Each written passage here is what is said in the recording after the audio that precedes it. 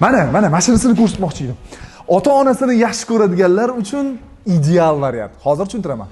Tebratib, allalab massaj qiladi. Ota-onalarimizni kechasi uyqudagi muammolari yo'q bo'lib ketadi va alohida qo'lda uqalab qilganini effektini beradi.